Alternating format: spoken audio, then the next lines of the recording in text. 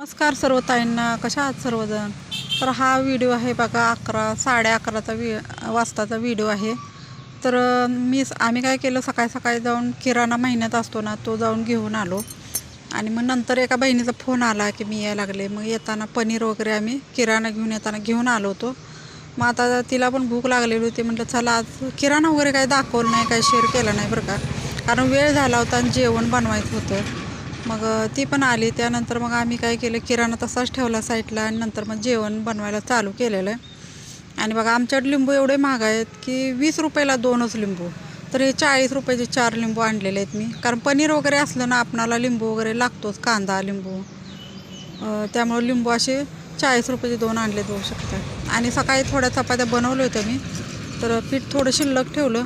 आणि नंतर मग पीठ वगैरे छानपैकी मळून घेतलेलं आहे. आणि इथं बघू शकता टमाटर कांदा वगैरे सगळा भाजून घेतलेला आहे. वाटाणे, पनीर मसाला, पुन्हा ही अद्रक लसूण पेस्ट ही पण आणलेलीच आहे तयार. म्हटलं वेळ झाला आता कधी करायची. तर पहिल्यांदा मी काय केलं, चपात्या वगैरे बनवून घ्यायला लागल्या बघू शकता. आणि पीठ काय झालं, जरा मळून ठेवल्यामुळं पातळ झालं होतं थोडं. तोपर्यंत आकाशला म्हटलं चपात्या तू नारळ फोडून घे, कारण पनीरमध्ये आपल्याला खोबरं वगैरे घालावं लागतं वरलं, त्याशिवाय छान लागत नाही.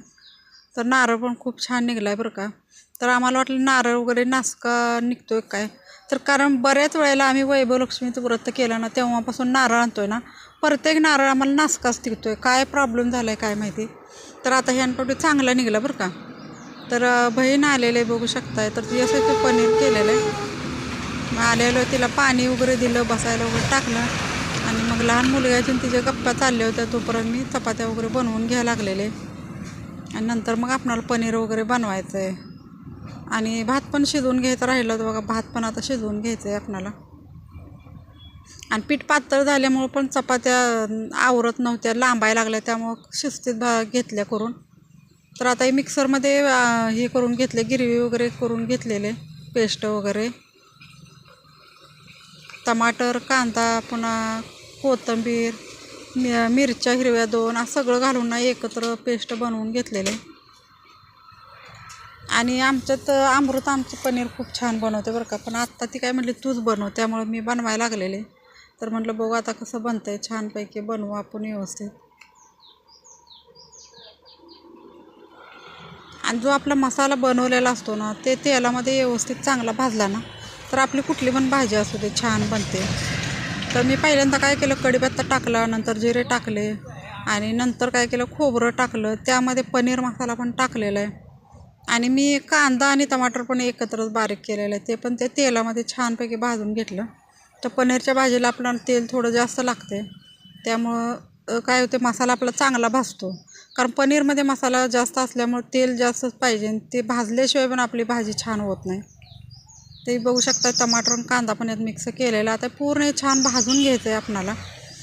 पनीरच्या भाजीला कसं आपल्याला जरा जास्त वेळ लागतो, बाकीच्या भाज्यांना एवढा काही वेळ लागत नाही. पण पनीरच्या भाजीला थोडा मसाला भाजण्यात आपला भरपूर असा वेळ जातो, आणि ते न भाजल्यामुळं आपला मसाला म्हणजे भाजी छान होत नाही. त्यामुळं चांगला भाजायचा. पुन्हा घरात बनवलेला लाल तिखट तो पण टाकला आहे, वाटाणा आणि पनीर पण मी त्यामध्ये चांगलं असं भाजून घेतलेलं आहे छानपैकी.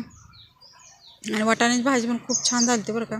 आता त्यामध्ये टाकायला मी कोथिंबीर पण अशी बारीक साईडला कट करून ठेवलेले, तर मी ती नंतर टाकणार आहे. थोडी तेलामध्ये पण टाकली होती. आणि हे गरमच पाणी घालायचं आहे बरं का, गार पाणी अजिबात पनीरमध्ये घालायचं नाही. तर अशी छानपैकी आपली पनीरची भाजी बनवून घेतलेली आहे. आणि नंतर मग कांदा लिंबू म्हटलं चला चिरून घेऊ, तो पण उकळी येते. तर पण मग मी काय केलं, कांदा आणि लिंबू चिरून घेतले. नंतर आपल्याला ताटं पण करायचे आहेत, कारण जेवायला आता वेळ झालेला आहे. किराणा आणायला गेल्यामुळं जरा जास्तच वेळ झाला, कारण तिथं गर्दी पण होती, त्यामुळे तोपर्यंत तेवढं थांबलो आम्ही.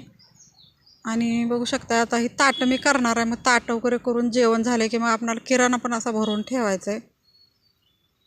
आणि कांदे खूप तिखट आहेत बरं का, चिरताना असं डोळ्यातनं पाणी यायला लागलं होतं. काय काय कांदे तिखट असतात, काय काय कांदे तिखट नसतात, तर हे खूपच तिखट असे कांदे आहेत. तर आता वरून ही ठेवलेली मी कोथिंबीर कट केलेली त्यावर टाकलेले बघू शकता छानपैकी असे. आणि प्रत्येक जेवणामध्ये कसं आपल्याला भाजी जर चांगली असली ना, मग जेवण्यात आपल्या मज्जा असते. नाहीतर भाजी तर थोडं मीठ कमी झालं किंवा काही तिखट नाही झालं किंवा त्यात थोडं जरी काय बिघडलं ना, तर आपल्याला मग जेवण जात नाही. आणि जर भाजी छान असली ना, तर आपण अर्धी एक चपाती जास्तच खातो. त्यामुळं बनवताना चपाती एखाद्या वेळेस जरा काय जाड झाली काय झालं तर काय फरक पडत नाही, पण भाजी आपली छान झाली पाहिजे. आणि त्यातल्या त्यात आपल्यात बाहेरला जर एखादा माणूस आलं तर ती भाजी आवडीने त्यांनी खाल्ली पाहिजे, तरच आपणाला म्हणजे आपणाला पण छान वाटतं आणि त्यांना पण छान वाटतं जेवण जर त्यांनी भरपूर वगैरे केलं तर. तर बहिणीनं असं पोटभर जेवण केलं, म्हटली पनीरची भाजी छान बनवली. आणि मी काय केलं, ताटं वगैरे वाढून तिला दिलं, कारण तिचं गाव लांब आहे ना कराडमध्ये, त्यामुळे तिला प्रवास करून ती थकलेली होती. त्यामुळे आली ती बसली, उठलीच नाही जाग्यावरून. त्यामुळे ताटं बिटं करून बनवून तिला ताटं दिली. मग जेवण झालं, नंतर तिने केला आराम. तर त्यांच्या गप्पाच चालले होतं, जेवणात ताट पुढं दिलं तरी पण. कारण आता खूप दिवस झाले, म्हणजे 5-7 महिने झाले ते आले नव्हते, त्यानंतर आता आलेले.